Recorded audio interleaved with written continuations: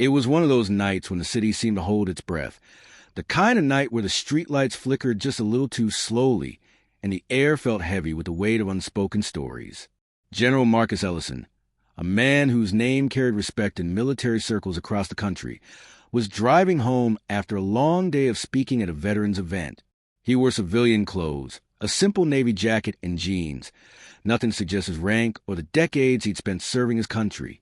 His car, a late-model sedan, glided quietly through the nearly empty streets, the hum of the engine a soft backdrop to his thoughts. He was thinking about his speech, about the young soldiers he'd met, about the promises he'd made to keep fighting for their rights even after leaving the battlefield. He was not thinking about danger. Not here, not in his own city, not after everything he'd survived. But as he pulled into a small gas station on the edge of town, the kind of place that always seemed a little too quiet after dark, he felt a familiar tension settle in his shoulders. Old habits, he thought, scanning the lot out of instinct, noting the lone attendant inside, the empty parking spaces, the distant sound of sirens somewhere far away. He stepped out, locked his car, and walked inside, nodding politely to the young man behind the counter. "Evening," he said, his voice calm, steady, the kind of voice that had once given orders in war zones. The attendant barely looked up, lost in his phone, mumbling a greeting. Marcus picked up a bottle of water and a pack of gum, paid in cash, and walked back out into the night. He was halfway to his car when he heard the crunch of tires on gravel, the sudden glare of headlights sweeping across the lot. A police cruiser, moving faster than seemed necessary, pulled in sharply, blocking Marcus's path. For a moment he froze, the old training kicking in, his mind cataloging every detail. The officer's posture, the way the car door opened, the hand resting just a little too close to the holster. "Excuse me, sir," the officer called out, his tone clipped, suspicious. Marcus turned slowly, hands visible, posture relaxed but alert. "Is there a problem, officer?" he asked, keeping his voice even, respectful. The officer, young, white, with a buzz cut and a badge that gleamed under the harsh lights, stepped closer, eyes narrowed. "We had reports of suspicious activity in the area," he said, his gaze flicking over Marcus's car, his clothes, his face. "Mind telling me what you're doing here this late?" Marcus felt the old frustration rise, the knowledge that no matter how many medals he'd earned, no matter how many times he'd risked his life for this country, there were still places where he was just another black man in the wrong place at the wrong time. He took a slow breath, reminding himself to stay calm. "Just getting some water," he replied, holding up the bottle as proof. "On my way home." The officer didn't move, didn't relax.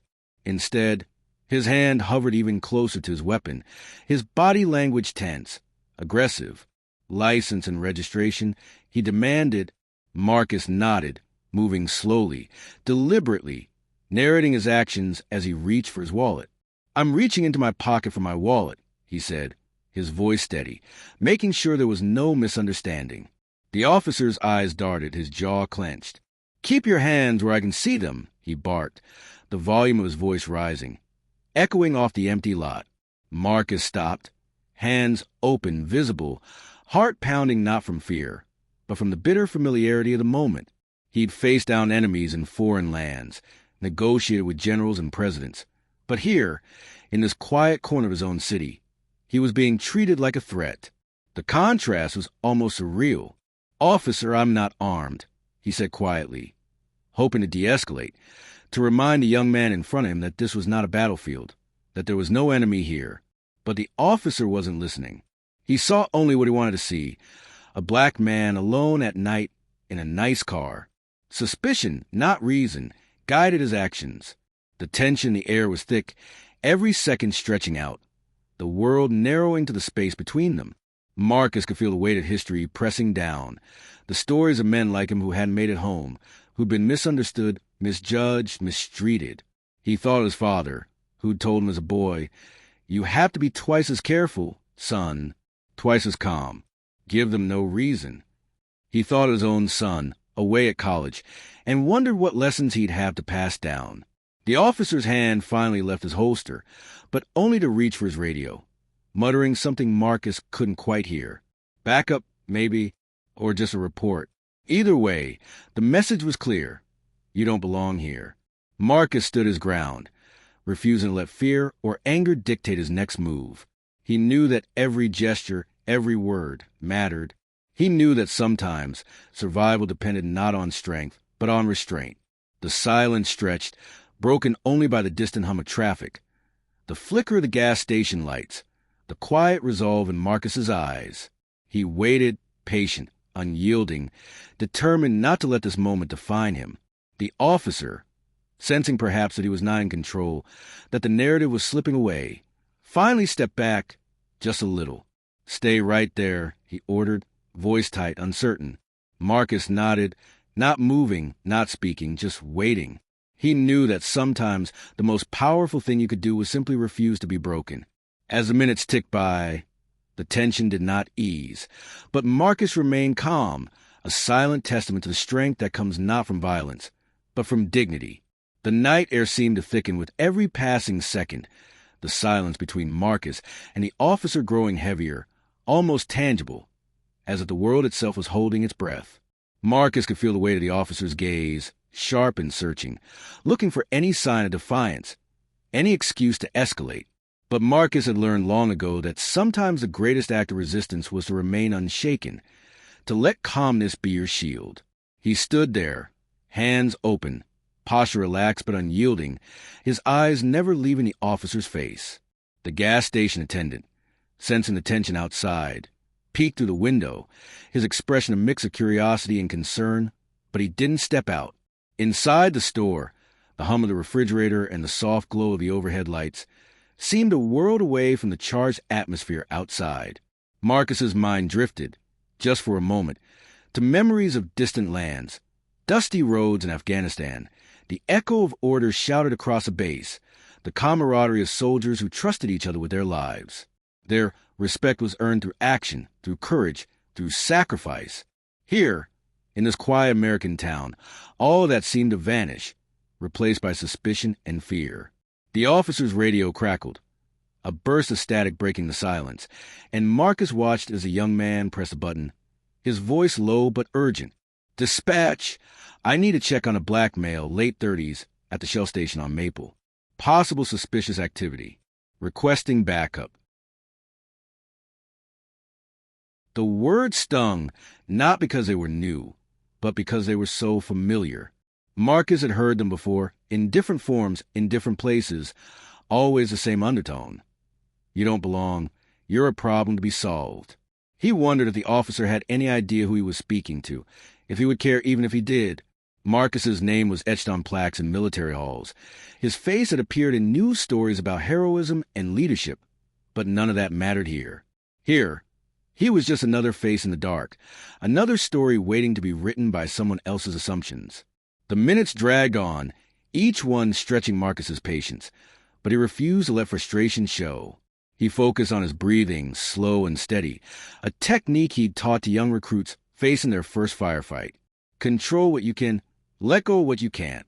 The officer paced, glancing nervously at Marcus, then at his own car, then back at Marcus.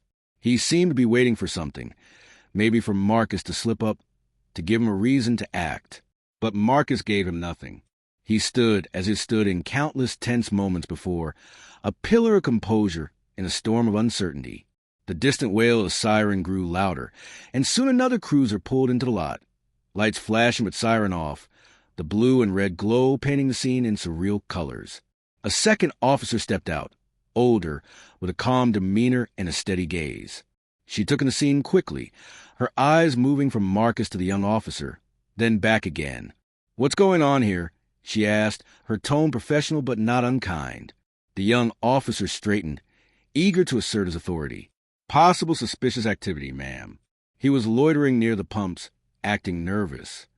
The older officer looked at Marcus, her expression unreadable. "Sir, is there a reason you're here tonight?" Marcus nodded, holding up his water and gum. "Just stopped for a drink on my way home. I've got my ID if you'd like to see it." The older officer nodded, her posture relaxed, her hand nowhere near her weapon. "That would be helpful, thank you." Marcus moved slowly, narrating his actions as he reached for his wallet, pulling out his driver's license and military ID. He handed them over, watching as the older officer examined them, her eyes widening slightly as she read his name. "General Marcus Ellison?" she asked, a note of surprise in her voice. The young officer's face flushed, his confidence faltering. The older officer handed back the IDs, her tone shifting to one of respect. "Thank you for your service, General. I apologize for the inconvenience." Marcus nodded, accepting the apology with grace, but the sting of the encounter lingered. The young officer looked away, shame flickering across his features, but he said nothing. The older officer turned to her colleague, her voice low but firm. "We need to be careful about how we approach these situations. Not everyone is a threat." The words hung in the air, a quiet rebuke, a lesson delivered without anger but with unmistakable clarity. Marcus felt a wave of relief, but also a deep sadness. How many times had this scene played out in different towns with different faces, the outcome not always so peaceful? He thought of the stories he'd heard from friends, from family, from soldiers who come home only to find new battles waiting for them. The older officer offered a final nod of respect, then gestured for Marcus to go on his way. He walked back to his car, the weight of the night pressing down on him, but his head held high. As he drove away, he glanced in the rearview mirror, watching the two officers standing in the glow of the gas station lights, their silhouettes framed by the darkness. He wondered if the young officer would remember this night, if he would carry the lesson forward, or if it would fade into background noise of routine patrols and radio calls.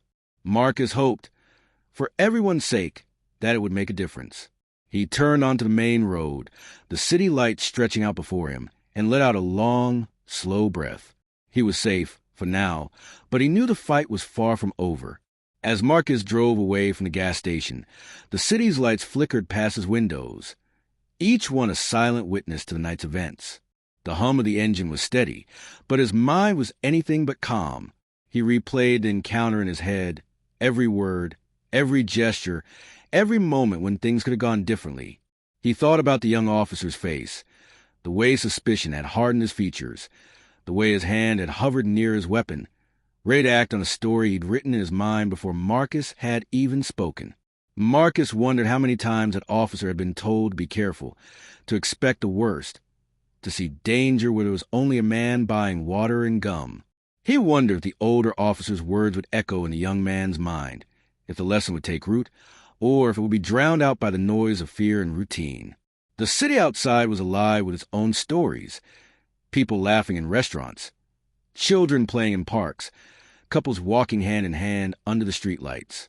Marcus felt both connected to and separate from it all, a man who had given so much to his country, yet still found himself fighting for the simple dignity of being seen as a person, not a profile. He thought of his family, his wife waiting at home, his son away at college, his daughter just starting high school. He thought of the conversations they'd had, the warnings he'd given, the careful instructions about what to do if they were ever stopped by the police. Keep your hands visible. Speak calmly. Don't argue. Give them no reason. It was a script passed down through generations, a quiet armor against a world that too often saw them as threats. Marcus's phone buzzed, pulling him from his thoughts. It was a message from his wife. "Everything okay?" He hesitated for a moment, then typed back, "I'm fine. Be home soon." He didn't mention the encounter. Didn't want to worry her. Didn't want to add another layer of fear to their lives. But the weight of it lingered, heavy and unspoken, as he turned onto his street. The familiar houses and well-kept lawns offered a sense of comfort, but also a reminder of the fragile peace that could be shattered in an instant. He parked in the driveway, sat for a moment with the engine off, letting the silence settle around him. He thought about the older officer, her calm authority, the way she had de-escalated the situation with a few measured words. He wondered what it would take for that kind of wisdom to become the norm, for respect and restraint to be the first response, not the last resort. Inside the house, the lights were on, the smell of dinner lingering in the air. His wife met him at the door, her eyes searching his face for any sign of trouble. He smiled, hugged her, let the warmth of her embrace wash over him. For a while, they talked about ordinary things, the kids, work, plans for the weekend. But later, as they sat together in the quiet of the living room, Marcus found himself telling her about the gas station, about the officer, about the way it had all unfolded. She listened, her hand resting on his, her expression a mix of concern and resignation. "I'm glad you're okay," she said softly, "but I wish you didn't have to go through that. Not after everything you've done." Marcus nodded, feeling the truth of her words settle deep in his chest. "Me too," he replied. "But it's not just me. It's all of us. It's every time someone looks at us and sees a threat instead of a neighbor, a father, a friend." They sat in silence for a while, the weight of the conversation hanging between them. Marcus thought about the power of stories, about how one encounter could ripple outward, touching lives he would never know. He wondered if the gas station attendant would tell his friends about the night a general was stopped for buying water. He wondered if the young officer would remember the look in Marcus's eyes, the calm refusal to be broken. He wondered if the older officer would share the story with her colleagues, using it as a lesson in restraint and respect. The next morning, Marcus woke early, the memory of the night still fresh in his mind. He went for a run, letting the rhythm of his footsteps in the cool morning air clear his head. As he moved through the quiet streets, he thought about the challenges ahead, about the work still to be done. He knew that change came slowly, that progress was measured in small victories and hard conversations. But he also knew that every story mattered, that every moment of dignity and restraint was a step towards something better. Later that day, Marcus received a call from a local reporter. Word of the incident had spread, the story making its way through the community, sparking conversations about race, policing, and respect. The reporter wanted to hear Marcus's perspective, to understand what it felt like to be a decorated general treated as a suspect in his own city. Marcus agreed to the interview, not for himself, but for everyone who had ever been in his position. He wanted people to see the humanity behind the headlines, to understand that every encounter was a chance to choose respect over suspicion, understanding over fear. When the interview aired, Marcus spoke calmly, his words measured and thoughtful. He talked about his service, about the pride he felt in wearing the uniform, about the pain of being seen as a threat despite all he had given. He spoke about the need for empathy, for training that went beyond tactics and weapons, for a culture of policing that valued restraint and respect. The response was immediate. Messages poured in from veterans, community leaders, ordinary citizens who saw themselves in Marcus's story. Some shared their own experiences, others offered support, and a few even apologized for the way he had been treated. The police department issued a statement, promising to review its training and policies to ensure that respect and restraint were at the heart of every encounter. Marcus knew that words alone would not be enough, but he also knew that stories had power. That change began with a single voice refusing to be silenced.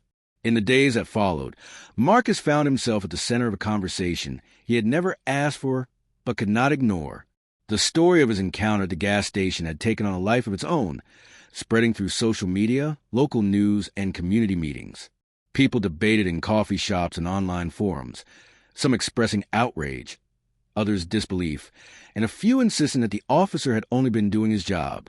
Marcus watched as his experience became a symbol, a touchstone for discussions about race, authority, and the meaning of service. He received invitations to speak at schools, churches, and civic groups, each time greeted with a mix of admiration and sorrow. Parents brought their children to meet him, hoping his words would offer guidance and hope.